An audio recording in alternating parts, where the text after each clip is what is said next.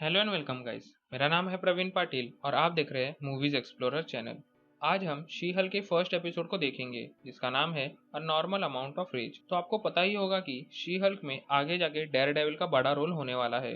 इसलिए अगर आपको डेयर डेविल के बारे में जानना है तो उसकी सीजन 1 की सारे एपिसोड की एक्सप्लेनेशन की वीडियो मैंने अपलोड की हुई है। सीजन 2 भी मैंने एक्सप्लेन करना शुरू कर दिया है, इसलिए चैनल को सब्सक्राइब कर देना ताकि डेयर डेविल, शी हल्क या बाकी की एक्सप्लेनेशन की वीडियो आप तक सबसे पहले पहुंच जाए। अभी चलते हैं शी हल्क के फर्स्ट एपिसोड की तरफ। एपिसोड की शुरुआत होती है जेनिफर नाम की लड़की से जो कि एक लॉयर थी और वो अपने आज के केस के लिए तैयार हो रही थी। जेनिफर के साथ उसका साथी डेनिस और जेनिफर की बेस्ट फ्रेंड निकी भी थी। डेनिस के जाने के बाद निकी जेनिफर को समझाती है और हौसला देती है कि आज का केस वही जीतेगी और एक दिन एक बड़ी लॉयर बनेगी।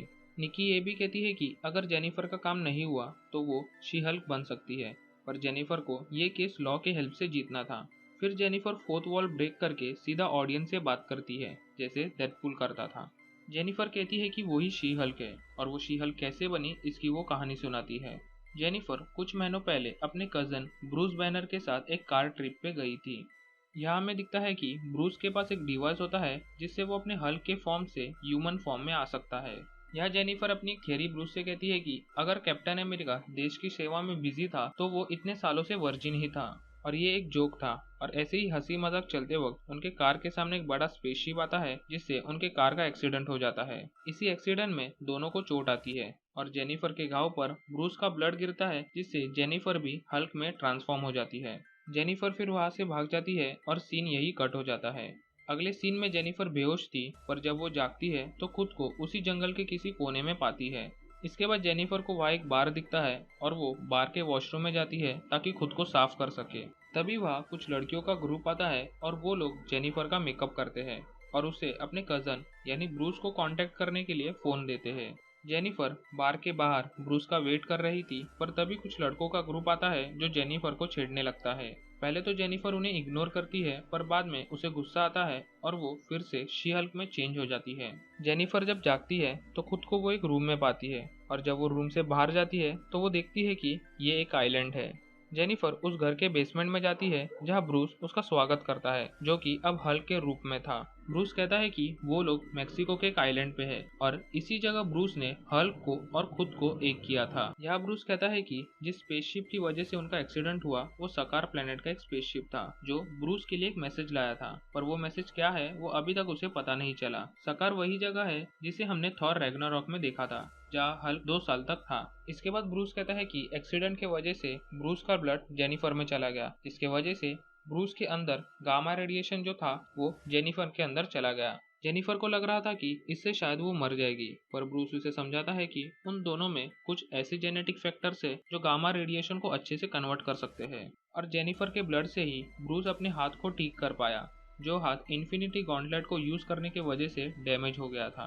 ब्रूस फिर जेन के ब्लड सैंपल को डिस्ट्रॉय कर देता है ताकि किसी गलत इंसान के हाथ में वो ना लगे। जेनिफर यह नहीं चाहती थी कि वो भी हल्क बने, पर ब्रूस उसे समझाता है कि अभी उसे सिचुएशन को एक्सेप्ट करना होगा क्योंकि ये अभी चेंज नहीं होने वाला। ब्रूस कहता है कि जेनिफर को अपनी नॉर्मल लाइफ को भूलना होगा और लोगों से दूर रहना होगा, पर जेनिफर एक लॉयर थी और वो ऐसा नहीं कर सकती थी। ब्रूस फिर एक बुक दिखाता है जिसमें उसने अपने लेसन्स बनाए थे जिससे वो हल्क में कन्वर्ट होते समय कैसे खुद को कंट्रोल कर सके ये लिखा था। ब्रूस फिर जेनिफर को ग्लास की कैबिन में डालता है जिसके बाद वो एक मशीन को शुरू करता है जो जेनिफर के पास आ रही थी। इससे जेनिफर की जान को खतरा था, इसलिए वो डर जाती है जिससे वो हल्क में कन्वर्ट हो जाती है। शी हल्क में कन्वर्ट होने के बाद वो लैब में तोड़फोड़ करती है पर बाद में शांत हो जाती है। ब्रूस को समझता है कि जैसे पहले वो हल्क में कन्वर्ट होता था तब उसकी एक दूसरी पर्सनैलिटी बन जाती थी, पर जेनिफर के साथ ऐसा नहीं हुआ। जेनिफर की कोई दूसरी पर्सनैलिटी नहीं थी और वो खुद ही हल्क की पावर को यूज कर सकती थी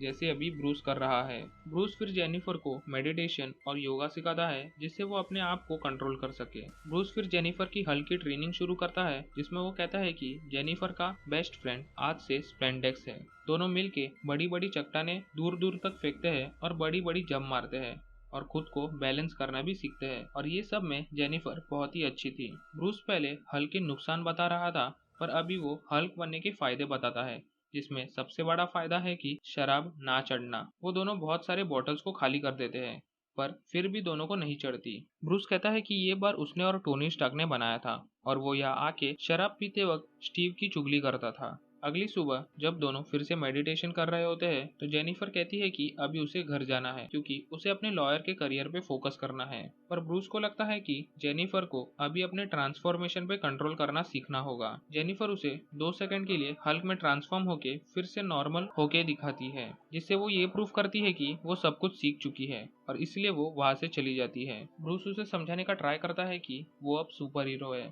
और उन्हें ऐसी ही जिंदगी जीनी होगी, पर जेनिफर को सुपर हीरो वाली लाइफ नहीं चाहिए थी क्योंकि उसकी पहले से ही लॉयर वाली लाइफ थी। जेनिफर फिर ब्रूस की जीप लेके वहां से जाने लगती है, पर ब्रूस उसके जीप के सामने आता है और दोनों में एक फाइट होती है। दोनों भी एक दूसरे को फेंकते हैं और वैसे ही लड़ते हैं जैसे नॉर्मल भाई बहन लड़ते हैं, और इसी लड़ाई में ब्रूस का वो बार टूट जाता है और जेनिफर उसकी बार बनाने में हेल्प करती है। यह जेनिफर को पहली बार समझता है कि वो फोर्थ वॉल ब्रेक करके बात कर सकती है। इसके बाद दोनों हंसी मजाक करते हैं और ब्रूस जेनिफर को वापस घर जाने की परमिशन दे देता है। जेनिफर वहां से चली जाती है और सीन प्रेजेंट में आता है जब जेनिफर हमको ये पास्ट वाली स्टोरी सुना रही थी।